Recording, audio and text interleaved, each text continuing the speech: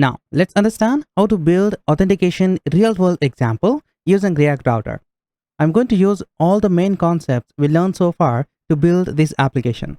Oftentimes, when building a web app, you'll need to protect certain routes in your application from the users who don't have the proper authentication. Protected routes let us choose which routes user can visit based on whether they are logged in. For example, you might have the home page route that you want anyone accessing, like a landing page, a price page, or the login page. Protected routes should only be available to the user that are logged in, like the dashboard or settings. So when you click on this login button, we successfully log in inside the application, and then we have the dashboard and the setting page. And you can access this page only when you are the authorized user. Otherwise, you can't access both this page. We can protect this route using authentication. And when you click on the logout, it will disappear both that authenticated tab right from the application. Now, let's take a look at how you can build this application. So to make this application, you have to first open the Visual Studio Code and create a new React application.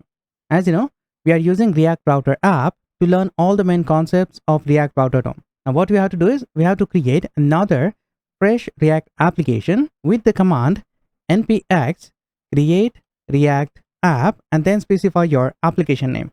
I'm choosing the application name auth app.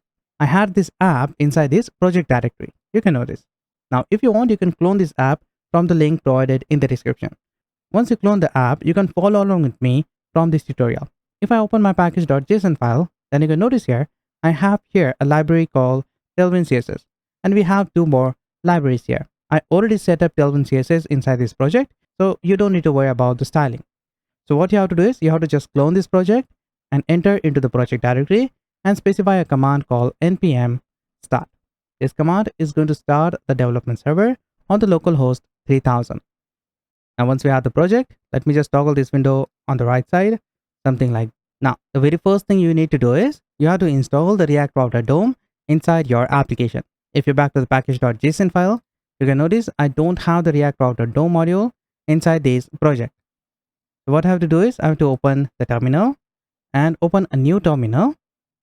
And here I'm going to first enter into the auth app and then specify here a command called npm I for install and then specify the package name, which is React Router DOM. And I'm going to install this package as a development dependency. So I'm going to install this. Once I have this package, let me clear the screen. And now if I back to my package.json file, you can notice I'm going to have this React Router DOM module. Now, once I have this package, let me just use that. Back to the index.js.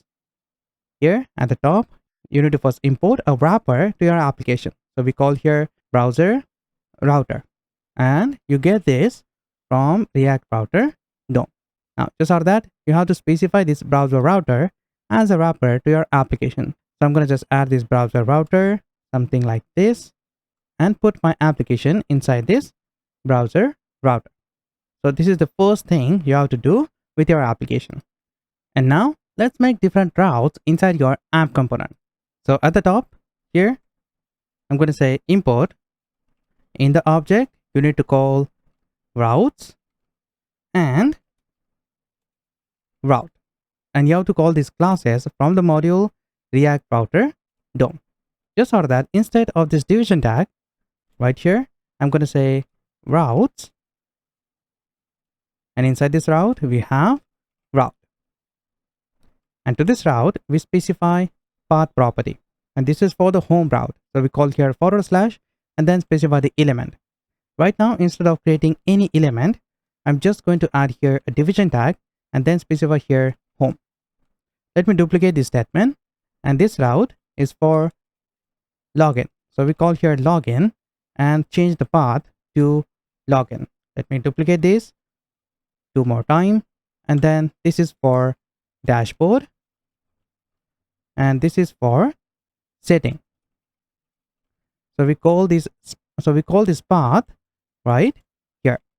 This is for setting and this is for dashboard. Now in the previous lectures, we call these routes inside this index.js file. That's upon you. You can create and call these routes in any component. So we build these routes inside this app and then call this app inside this index.js file. Just out of that, I'm going to save the changes. You can see I'm going to have the home route. If I open the login route, I'm going to have the login. If I open the dashboard, it will open the dashboard component. And if I open the settings, it's going to open the setting component. So all these routes is now working. But what I want, instead of using this route, I'm going to use useRoute hook to build all these routes. Now we all know how we can use these routes inside the React application. Now what I want to show you how you can use useRoute hook inside the React application to build this same routing. So let's see how to do it.